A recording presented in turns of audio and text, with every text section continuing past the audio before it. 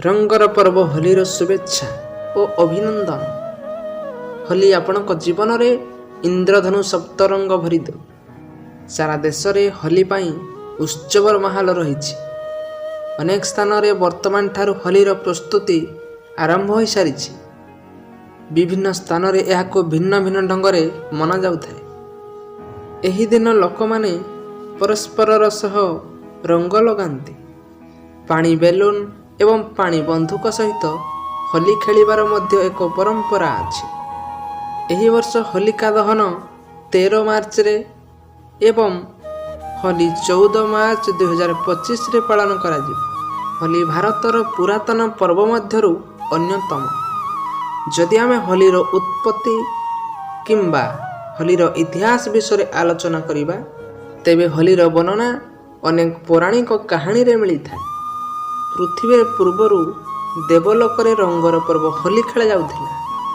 होली सहित जड़ित अनेक पौराणिक कहानी मध्यरु अन्यतम कहानी भगवान शिव एवं विष्णु उभयंक सह जड़ित। पौराणिक कहानी अनुसार विश्वर प्रथम होली प्रभु महादेव खेलिथिले। एही कहानीटी प्रेमर देवता कामदेव एवं तांको पत्नी रतिंक सह जड़ित।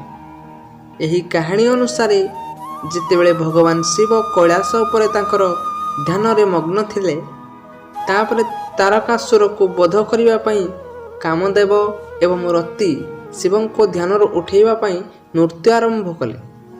रति एवं कामदेवं को नृत्य द्वारा भगवान शिव ध्यान विचलित होई गला, जहा फल रे शिव क्रोधित होई से अग्नि रे कामदेवं को जाली देले। जेतेबेले रति अनुताप रे कांदिले, भगवान शिव तांको प्रति दया कले एवं कामदेवं को पुनर्बार जीवित कले। एही खुशी रे रति एवं कामदेव ब्रजमंडल रे ब्रह्मभोजनर आयोजन करिथिले। ब्रह्मभोजनर आयोजन करिथिले, जेउथिरे देवी एवं देवता माने मध्य अंशग्रहण करिथिले।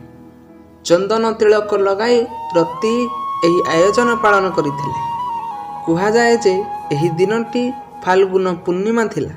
होली सहित जड़ित आउ एक पौराणिक कहानी पुराण सहित जड़ित। एही अनुसारे ब्रह्मभोजनर आनंद रे भगवान शिव डंबरू बजाइले एवं भगवान विष्णु बंशी बजाइथिले। देवी पार्वती वीणार स्वर बजाइथिबा बेले देवी सरस्वती बसंतर रागरे गीत गाइथिले बोली विश्वास करा जाए।